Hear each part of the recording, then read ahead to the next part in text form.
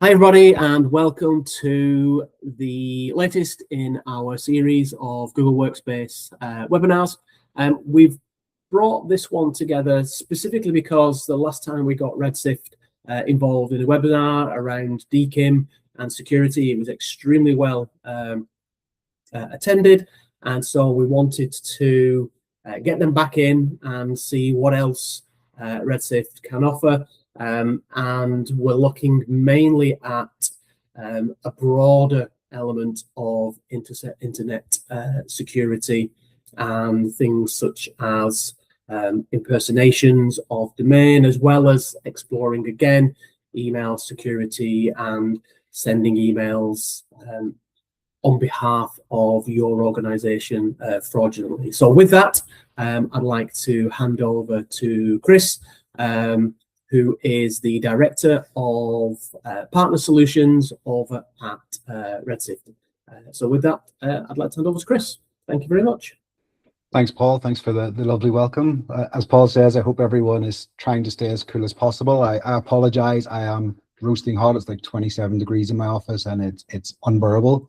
But let's see, get on to some important topics. So as you can see, we're going to talk about beyond DMARC. So just in reality, a lot of people believe that when they hit an enforcement level of DMARC, P equals reject, that's them finished. Their job's done. They've achieved internet email security. They're complete. That's not the case. Today, we're going to talk a little bit about how the bad actors are evolving their techniques, how they're trying to defraud customers and partners, how they're trying to come in at different attack vectors. And we'll step through this as we go through the presentation. So a quick agenda. We're going to look at what is the problem. We're going to cover a little bit of email. We're going to look at DNS, lookalike domains, social media impersonation, because I'm sure a lot of people haven't really looked at that or discovered what that actually means to them. And then really how we as RedSift look at this from a holistic point of view, how we bring this all together to really enforce domain protection, domain security, and brand protection, okay? We'll do a demo. I'll go through a demo of the product. We'll walk through that, and I'll try to leave plenty of time for Q&A. So please, Jack, my colleague, is here. He will be looking at the chat. So any questions, please ask away. We'll gather them all to the end, and I'll go through them as best as I possibly can. Hopefully, the demo will be insightful. You'll get to see the product, see how we come at the specific problem, and what we try to bubble up to the surface for our customers. Okay, so those that don't know about RedSift, importantly, we are a UK-based company. We're founded in the UK, and our head office is in the UK. But essentially, we were created to make the internet fundamentally safer. That's what our co-founder believes in. That's what we're all trying to do. We call ourselves sifters. We all believe in fundamentally making the internet safer. And how do we do that? We have multiple solutions across different attack vectors, covering email security, web, and PKI. All right, so we cover solutions in all of those areas. We have suites that are built on unified platforms, so basically API agnostic. They integrate with lots of other SIEMs and SOARs, fully open source when it comes to API from a read-write perspective. And as you can see from the map, we have 90+ employees that are all over the world. So you will always have somebody in your time zone that can assist and help you, okay? And then the most important stat really there is we've 1,200+ security teams that trust RedSift with some of our solutions, all right? So what's the problem? What are we here to discuss? All right, some people may know about the evolving threats, others may not. Hopefully this will be insightful regardless of your knowledge on the particular problem. And this one's important to add, right? And the reason this one's really important to me specifically, I've worked in email security for 20+ years. And, you know, maybe 7, 8 years ago, email was constantly talked about. Everyone talked about securing their exchange. Everyone talked about gateways, different rules, et cetera, how to protect that inbound channel. But really over the past couple of years, even though email security is still the #1 attack vector, it seems to have lost its way a little bit. And by that, I mean, companies and organizations are off talking about other more exciting things like AI and fiber mesh networks, et cetera, et cetera. So buzzwords around the industry that they're very interested in. But I think it's really important to always remember email is still the #1 attack vector. It still is, and it has been for a long, long time. So it's important to, if you're in an organization, to remember that. And also remember that just because you put securities in place a year, 2 years, 3 years ago, doesn't mean those securities are as good today as they were then, because the attack surface is changing and the bad actors are evolving in terms of what they can do. But traditionally, the way into your organization was using simple tactics like exact domain impersonation. I mean, these have been around for a very, very long time. Attackers exploit unprotected company domains, send an email that's completely legitimate, no strange characters, no red flags, basically making it almost impossible to spot. I mean, anyone that's been in email security for a while will remember those days of these coming in to the inbox with really no protection. There was nothing you could do about it. They were very, very difficult to spot. How do we stop these attacks? Today, we implement DMARC. Not just at P equals none, but we need to get to an enforcement level. Ideally, reject, but quarantine will at least put them in spam. Reject will start to reject them as long as the receiving MT allows that. DMARC's critical, right? DMARC is the way that as an industry, as a world alliance pretty much, we can use DMARC to help secure that email chain, because it relies on both the sender and receiver, both implementing DMARC and respecting what that DMARC statement says. All right, and that's really important. It's a two-way street, and both parties have to be involved in securing that chain. So this is really powerful, and I know a lot of people have probably seen this before. We present this a lot because I think it's a really powerful graphic in terms of how the industry, how the world's changed.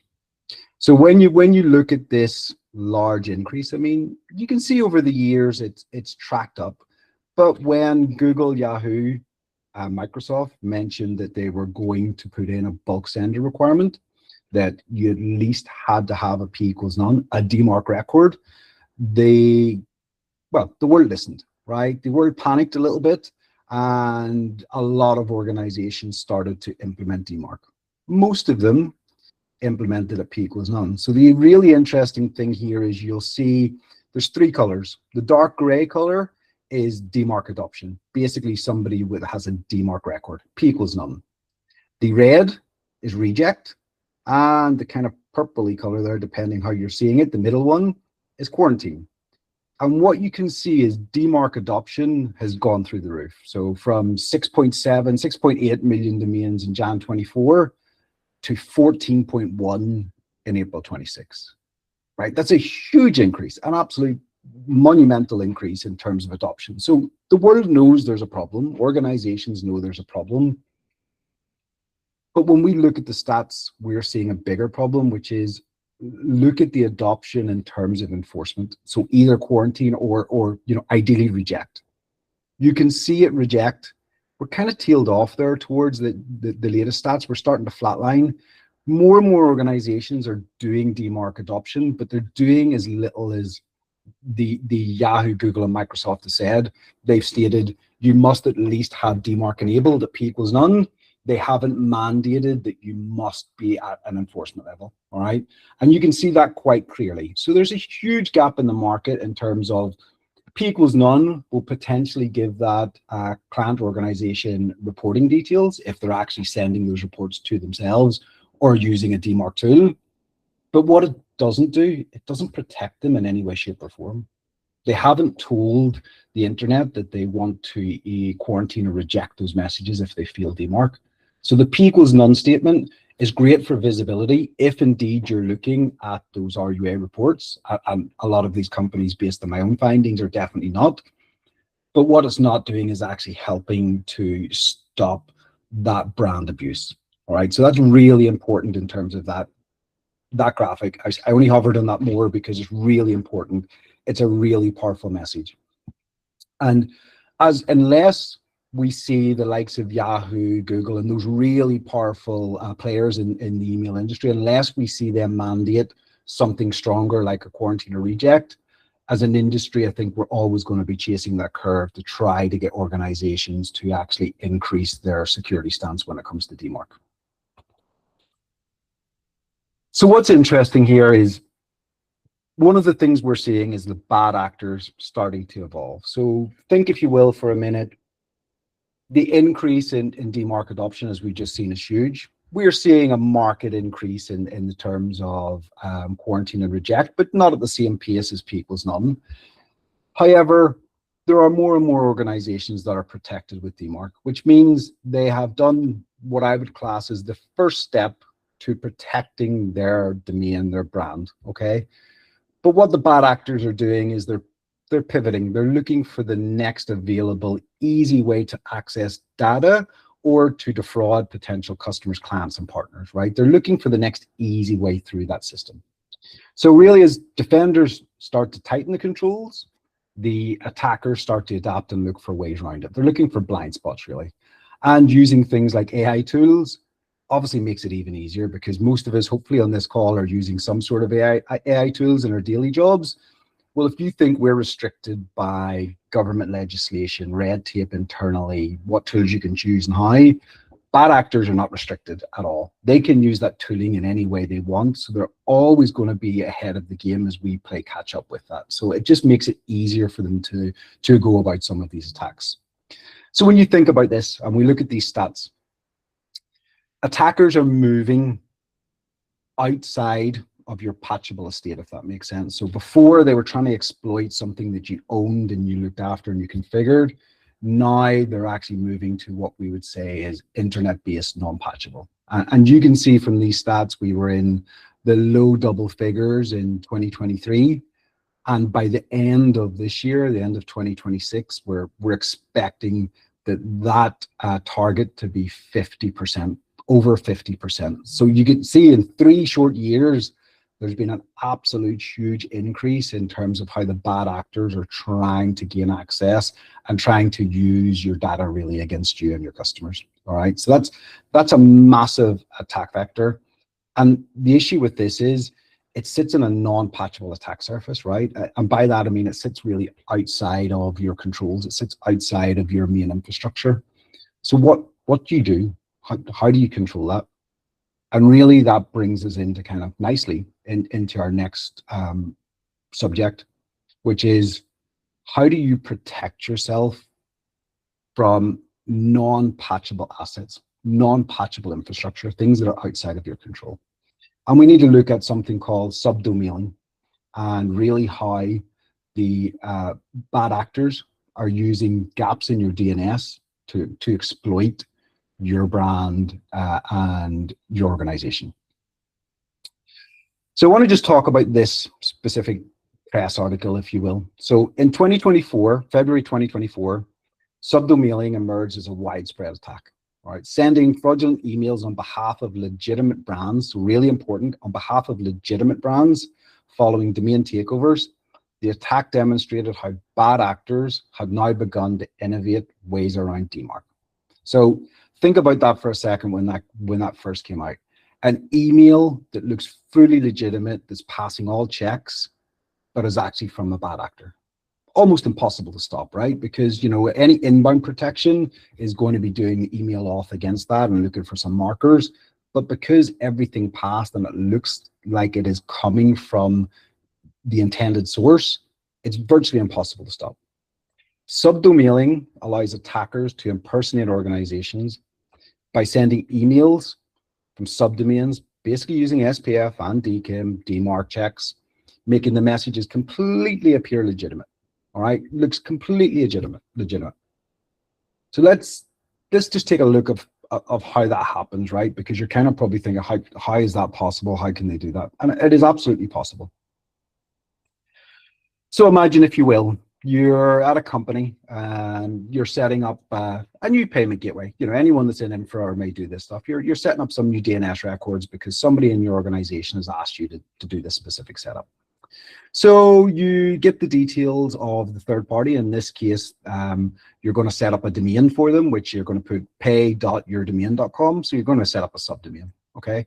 Then you're going to set up a CNAME to the third party. So in this case, platform.external-vendor.com, right? Quite simple. This happens right across the internet. Quite normal you do this.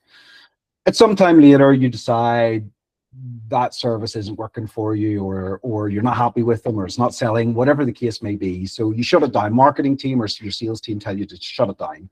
So you put all the contracts, you stop the contracts, you think that's all good and well.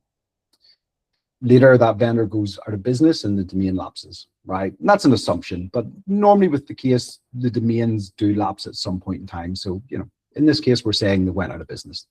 Years later, if you look at this, the attacker buys the domain with the CNAME still pointing at it. So they're buying platform.external.vendor. Well, they're actually, they're buying external.vendor.com and they're setting up the subdomain. Okay, so they buy that domain because it's vacant, it's lapsed completely. They register this domain. And then they set up a new MX record, right? They also set up a text record with an SPF. That means that right now they can legitimately send messages that will completely pass SPF, and you have a CNAME in place from your domain, so they can legitimately send messages as you.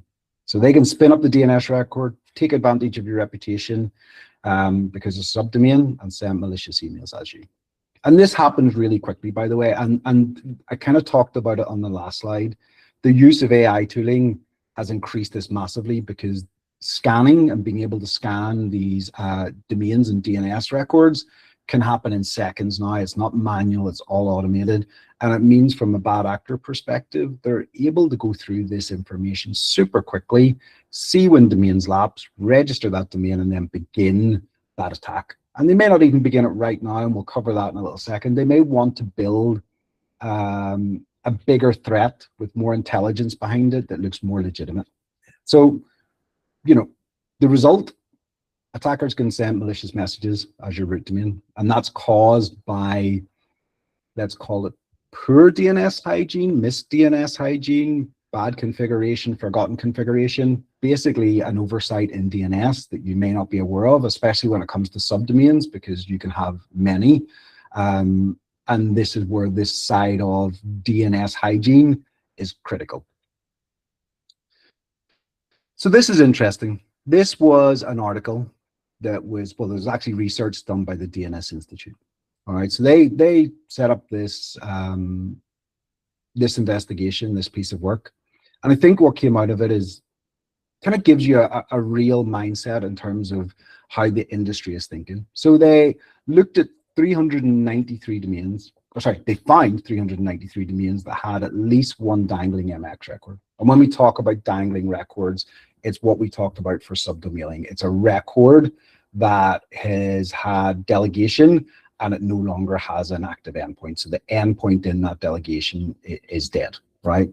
And especially from an MX perspective, where you're telling DNS that's this server, whatever's in this server can send mails as you, it's a pretty critical issue when it comes to sending of emails. So from our research, the main list, Fortune 500 companies, S&Ps, global largest banks, you know, real big players in the market. Some of the super companies out there that class themselves as really important.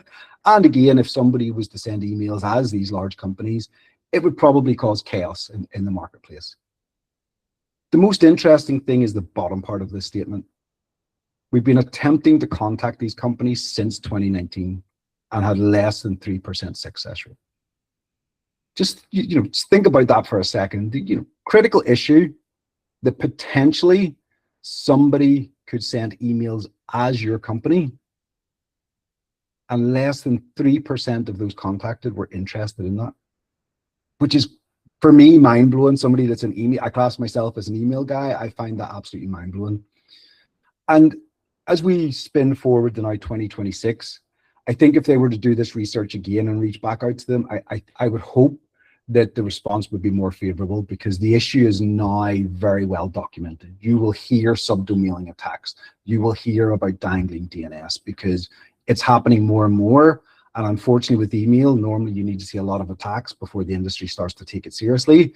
So based on our research, and certainly based on prospects and customers reaching out to us, we know that this is a big issue for them. So either they've been attacked or they need visibility to ensure they can't be attacked. All right.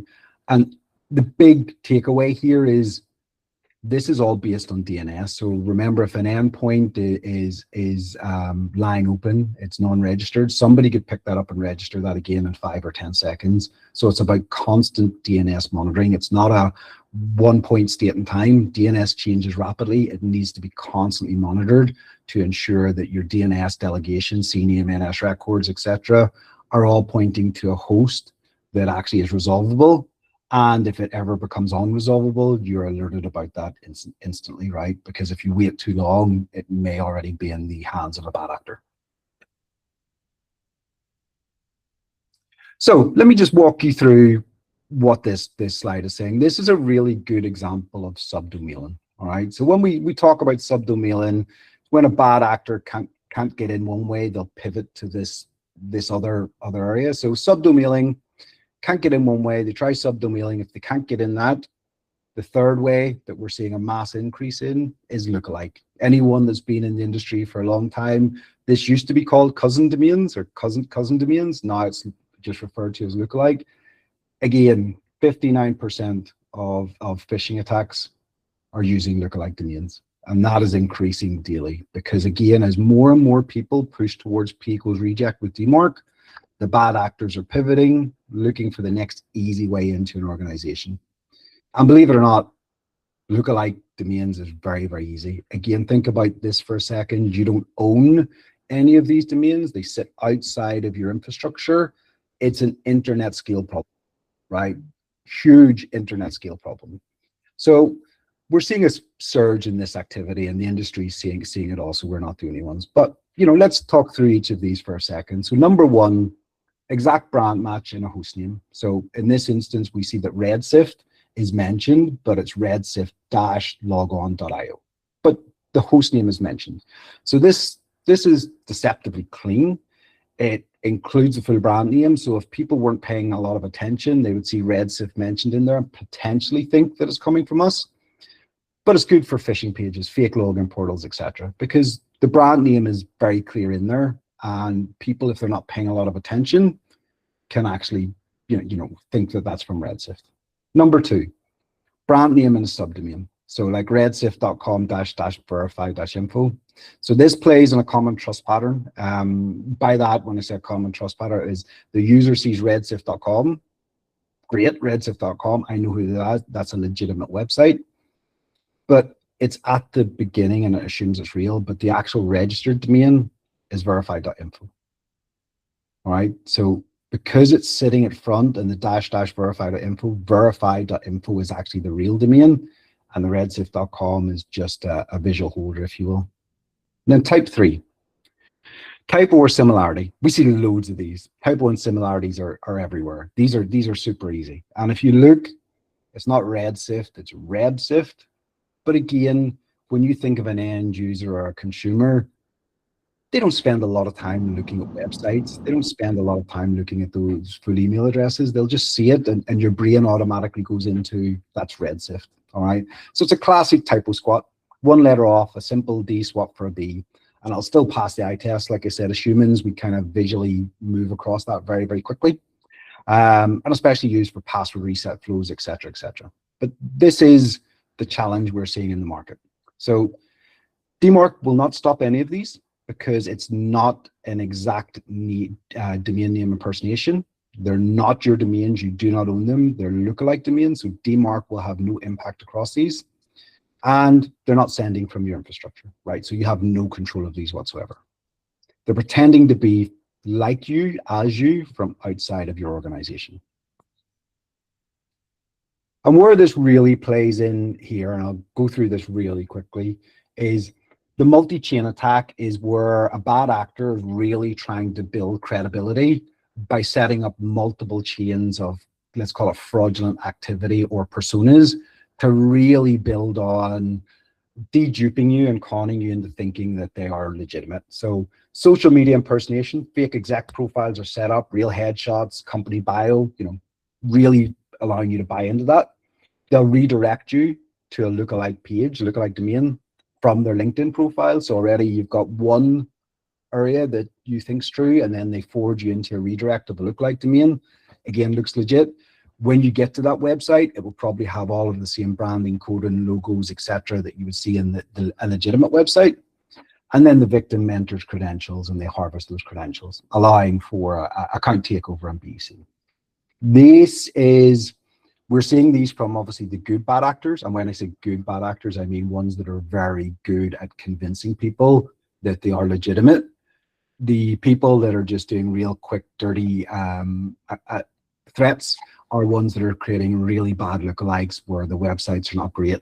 The professionals will take time to do this multi-channel attack chain, and it is very convincing. I mean, I've looked at some of these things myself, and I honestly couldn't tell whether they were legitimate or not without really putting under the microscope. So let's call it any normal internet user would definitely struggle with trying to understand whether it's legitimate or not. All right.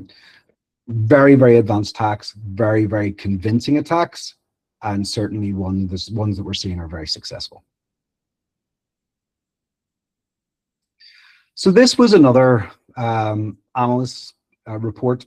So top 10,000 websites on the Tranco ranking. And I want to bring this to the attention because a lot of people think social media impersonation isn't a problem for them. A lot of organizations say it's not a problem for us. We don't even use social media. We don't have any presence on social media, so it can't impact us. In essence, I would almost argue the opposite. If you don't have any legitimate social media presence out there, what does an end user, a customer, a partner have to compare against? Because if you don't have a profile or a presence out there, they have nothing to know what is legitimate and what's not. So we actually see probably more social media impersonation for those that don't have original social media impersonation, because they make it look like the only one that there is, which is very, very convincing.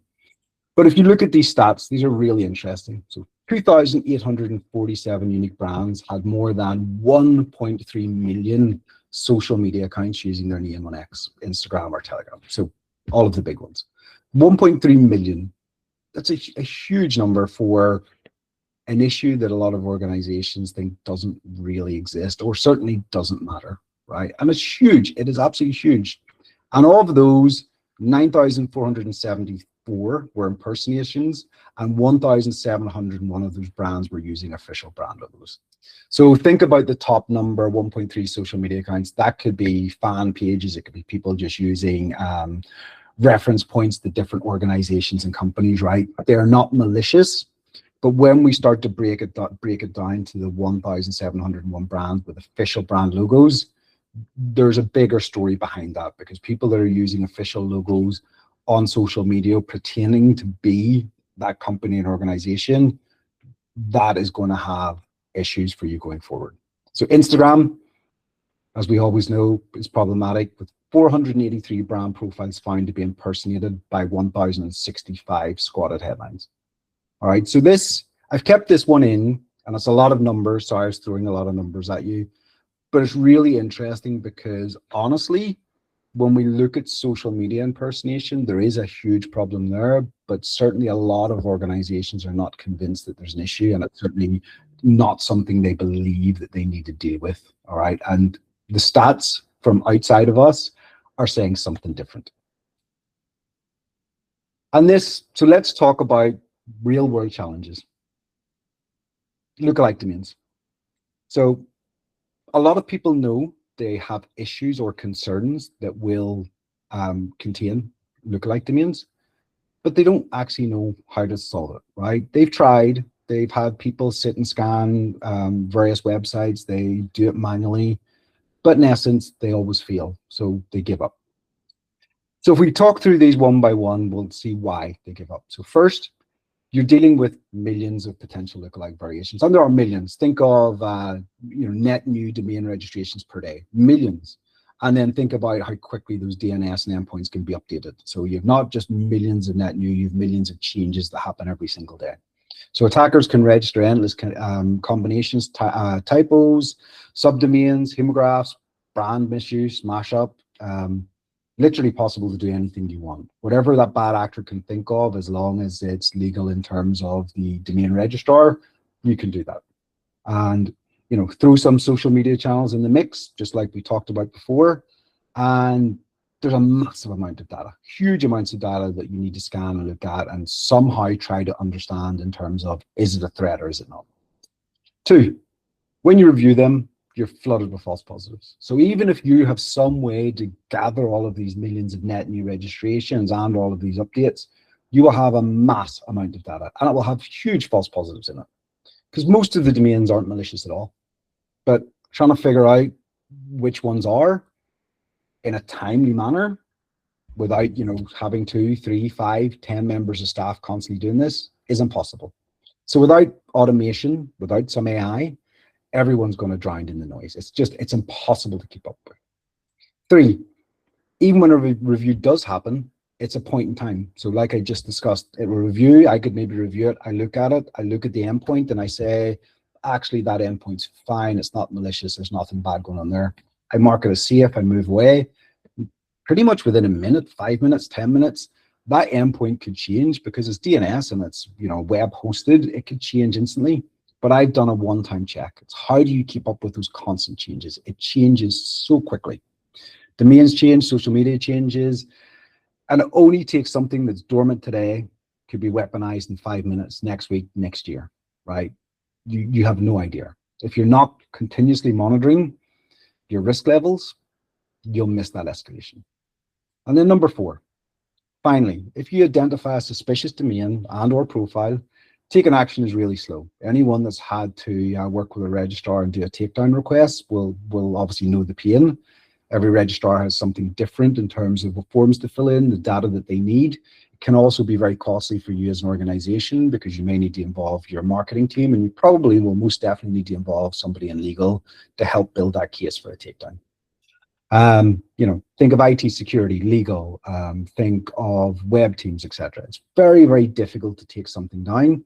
And, you know, even if you do enter in those forms and fill in those forms, there is a small chance that that will actually be taken offline based on your evidence. So in essence, the result, like I talked about at the start, infinite variations, high volumes of noise, lots and lots of noise, lots of data, and no scalable way to keep up. So like I said at the start, people try to do this themselves, they likely give up, and they know they have an issue, they just don't know how to solve that problem.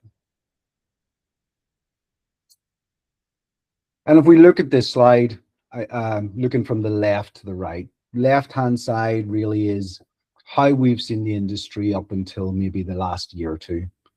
Companies have obviously been going out and buying technologies or suites or products to try to fix specific problems. So, you know, something for email, something for domain, social media, PKI, something for domain assets, asset discovery, for example.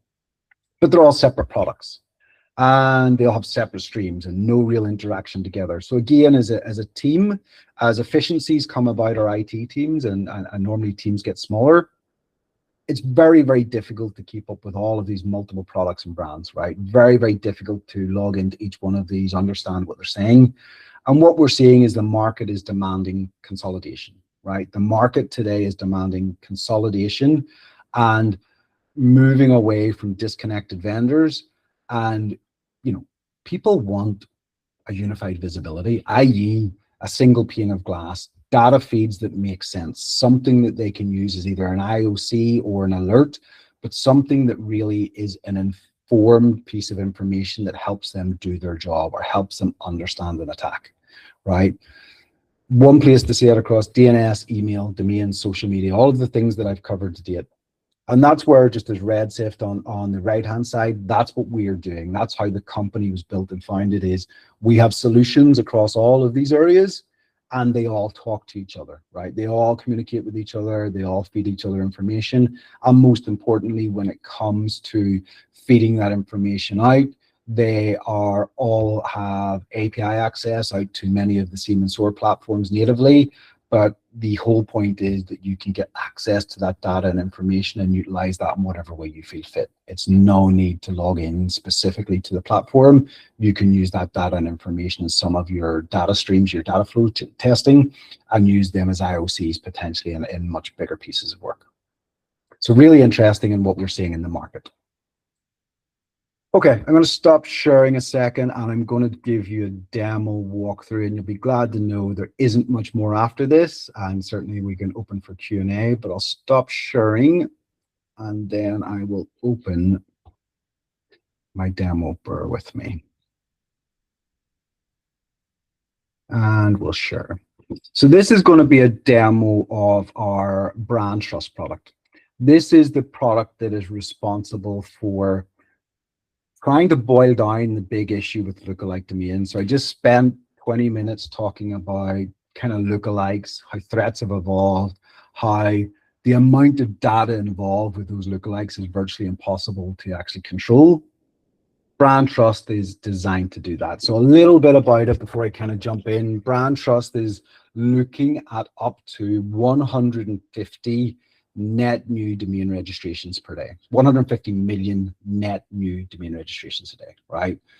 Let that sink for a second, because that is a colossal amount of data, and that's net new. That is not considering all of the domains we already know about, all of the rescans of domains that we already know about, and any endpoint changes in all of those domains that we already know about. And the whole point of the product, like I said before, is to bubble up activity, as we call it, or threats that we believe are going to impact your organization, removing the noise and actually only giving you something that we believe you need to address in some way, shape, or form. All right. And when we look at this, this is both across domains and social media. They kind of use the same technology, and I'll go down into that in a little second. But you can see from the dashboard, we've got some suggestions from our AI. Of course, we're a tech company. We use AI to help us drill down and filter down some of that noise to really help your teams focus in on those events. We have various takedown requirements, and this is demo, by the way. We've anything that's in a takedown queue. We have hits based on logo, so we can upload the logo to narrow down that field and really drill down on where the threats exist. And then you have a little bit of a breakdown on your lookalikes. So if they have a screenshot, contains your logo, flagged by Google Safe Browsing, is it web and email ready? Especially email ready. Is it ready to actually be able to be weaponized and send emails pertaining to be from you? Really important. So you have a lot of metrics here covered. Social media goes through the same thing. A lot of metrics covered, right? And it's really important that all of this is really, this is more of an executive dashboard, but you could obviously put up on a big screen if you had that in the office. I think this one's really great. I mentioned we scan up to 150 million domains registrations per day. This just gives you an insight of the last 24 hours. So 74.2 million domains captured, logged, cataloged, scanned for every single customer that we have using Brand Trust. So you can imagine the sheer amount of data processing there is huge. Let me just take you into what we see in activity. And I will say, bear in mind, this is a demo lab, so it is demo data, but I want to show you really how it works. So think about that huge amount of domain scan that we talked about before. Think about what I talked about in terms of noise, how noisy it could get if you're doing it yourself. But we bubble this in really quickly to unclassified, low risk or high risk. We have some automation, which is doing that based on our models. And we have a risk score, right? On top of that, we have an AI engine, or an AI bot, if you will, that reads, looks at the data and really drills down to helping you form a decision on whether some of the activity is benign, and maybe you actually own the domain, so it can be shadow IT, which is also great, or whether there actually is some threat there, right? And you may either want to take action in terms of a takedown, because it is a very bad threat, or you may want to monitor it and move it to high risk and allow us to constantly rescan it until such times as we see a threat there, all right? And I'm going to just go into high risk a second, because that's where I've moved some things forward. So you can see in this instance, we've discovered 125 lookalikes in high risk. You can see some of the breakdowns of logo, face detection, keywords, right? These are used to help us really ratify not just lookalikes based on the URI or the domain, but really what's at the endpoint. So this helps us look at, is there actually a threat behind that lookalike, or is it just a lookalike in terms of domain name that actually is benign and is really no concern to us? That's probably the hardest part with lookalikes. And if we look in here, we can click in for some more information. So if we do this, the AI bot has told us we have 7 takedown candidates. So it's basically saying, we would like you to look at 7 of these, and I'll not go through all 7. I'll just show you 1 or 2 to give you an idea. And really, we start to give you some information, right? Importantly, high risk, how many logos we're seeing, how many faces we're seeing. We give you the AI recommendation. So this is the bit I really like. So I'm a techie, hopefully like a lot of other people on this call. I'm a techie. I've always been a techie. And I'm one of these guys that seeing is believing. I want to understand what AI is doing. I want to understand what the product's doing, and I can't trust it until I understand what it's doing. So we built in AI recommendations, and we built it in such a way to give an explanation of what it's thinking and why. So in this instance, it's saying the lookalike domain is suspicious because it uses the Red Sift brand name. It closely mimics the official site's branding and services while being unrelated and hosted on a generic platform, creating high risk. So we also look at relationships of that lookalike domain to the domain we're protecting. So in this case, we're protecting redsift.com, and it's picked up the lookalike because it has our brand name inside a long DNS name, okay? But we're looking for relationships also and any similarities across the internet. And if we have no relationships, it strengthens our key indicator to make it more of a threat. So the AI gives us even more breakdown here, and this is where it's really interesting. So domain, the lookalike domain includes the exact brand name RedSift, like I said, as a subdomain, but on a hosted vertical app, a generic platform unrelated to RedSift, with additional unrelated terms, classifying it as an irrelevant brand inclusion. Content, the lookalike domain visually and functionally mimics the official RedSift site. So what's important about that? We look at the endpoint of redsift.com, the domain we're protecting, and we compare it to the endpoint, which is a website in this instance, to the lookalike domain. And it actually compares the coloring and the branding and the language that's on that site to see if it's closely mimicking what you have on there. All right, so it's not just looking at a lookalike, it's actually looking at the content, which is really critical. And then lastly, like I said, there's no business relationship between the 2 domains, and the lookalike's use of identical branding and services poses a high risk of misleading users, supporting the suspicion of a misleading or confusable domain. And then the last thing I'll say on this, like I said, seeing is believing.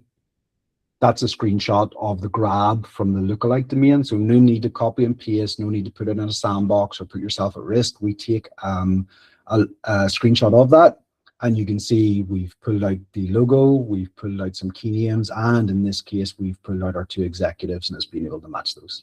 All right.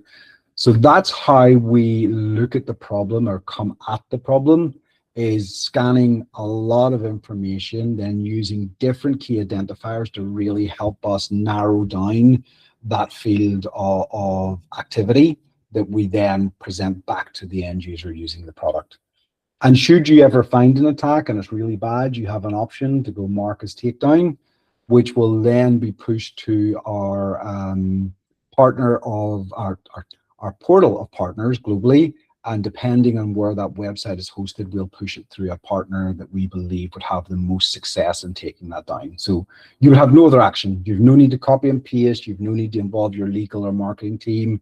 You simply hit mark for takedown, and that will then move it into our takedown area, which is here. And you would get updates on that takedown from the product here. All right, so very, very simple. The only other thing, because I know we're running out of time, the last thing I'm going to say in this specific product is one of the most powerful things is the domain asset area. So we feed it a brand, normally a single brand, and we allow our engine to start scanning the internet for lookalikes of that brand. But also we use some of the other technologies based on other products for identities, because remember, this tool is only as good as the information you provide it. And you only know what you know and you don't know everything else. So sometimes with people in organizations, people have left, people don't know exactly the full infrastructure. So they'll feed it what they know, But actually, a lot of attacks come from domains they didn't even know they had owned, right? It's just something they slipped their mind. So a lot of this stuff is shadow IT. So in here, we use DNS, whois, SSL metadata to try to work out what your overall footprint is across the internet, and then publish this back into the product, because the more we know about any organization, the better the activity, the better that feed is going to be, right? And one example here is you can see that we have a recommendation, and it says we've scanned the metadata for RedSift Limited, and our AI find RedSift Limited and RedSift Limited are like, obviously this should be different, but it's data are likely the same company. The difference in capitalization and spacing the company name could be same due to et cetera, et cetera. So you have AI recommendations to switch on, and when you switch these on, it will then cause the product to go and actively look for other domains and brands that you potentially own, which will build out your domains, and therefore with your domains will build out the activity, because the more we know about you and your domain assets, the better the product will actually be at finding some of those lookalike domains. So hopefully that's been insightful. I'll not go through much more because I know I'm running out of time. So let me just go back to my deck. So hopefully we're all seeing my deck again. We're just on the demo. All right, so we've really one slide left before QA. This is the important slide. This is what we call the Trinity. Why do we call it the Trinity? Well, really, this is what we believe modern day organizations should have in place to give them the best chance of being protected from those bad actors and those threats. So from a DMARC perspective, your policy at reject protects your own brand, protects your own identity. From a DNS perspective, have some continuous monitoring in place, because remember, DNS is core, DMARC, DKIM, SPF all sit in your DNS. So if your DNS gets compromised, pretty much your DMARC piece is pretty useless at that point, because you will still be attacked. So always on DNS monitoring to avoid steal and misconfigured records. And then lastly, lookalike defense. So proactive detection of brand impersonation. And as we've went through the full deck, you can tell how difficult a problem this is to solve. And with our brand trust product, we've put a lot of time and effort into how do we collect and gather as much information as we possibly can, but then really make it easy for the end user to interact with that data to give them the best chance of success. And that, I believe, is that. Let me just see what's the next slide. I think we're just a Q&A. And we are Q&A. So I will open up, Jack, if you've been doing some of the checking for any questions or comments. I will do my very best to answer them. Awesome, Chris. Appreciate you going through that presentation. I think it's important to add that these kind of things are on the rise from what we can see, and that's one of the reasons why we brought RedSift into to this particular session. So I'm going to open up. So if there's any questions, please raise your hand, and we'll get to you as you know, in a structured order. I would like to ask you, the audience, how many of you are actually using DMARC and rejecting your email? Because from what I can see, even in the Google Workspace world, there is a lot of DMARC that's been implemented, but there is a lot of just reporting, maybe a little bit of quarantine, and then very little rejection. So, you know, the way I understand it, you are still susceptible to people trying to steal your identity, email your customers, pretend to send invoices, and those kind of things. And we do see a lot of very high-profile domains using email for those kind of services, and they are wide open. So yeah, if you could drop it in the chat or raise a hand to let us know where you're up to with that, that would be fantastic. But if there are any questions, again, you could raise your hand and we'll get round to those particular questions.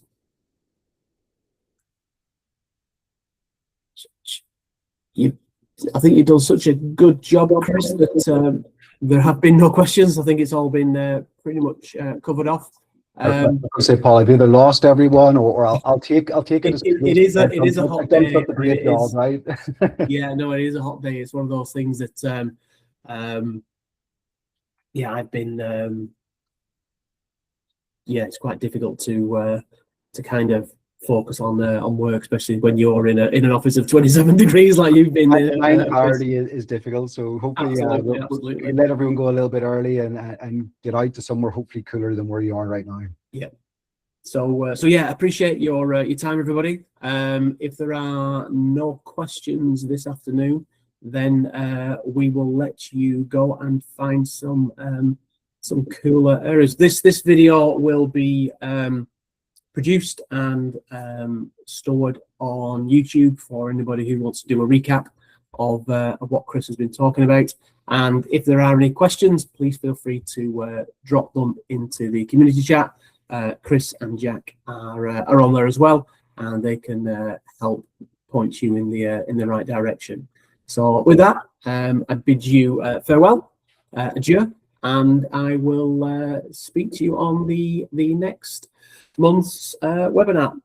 That reminds me, if there are any of you out there who would like to contribute to the webinar, host a particular session, please feel free to get in contact with myself or Molly, and we can arrange for a particular slot to be set up. We do have some sessions, I believe, coming up in July and August. We're talking to a few fan favorites in the Google Workspace admin arena that we're trying to align diaries so that we can get them to present. And so, yeah, with that, I will let you all get off. Take care, guys. Speak to you soon. Everyone. Cheers. Bye-bye. Cheers. Bye-bye.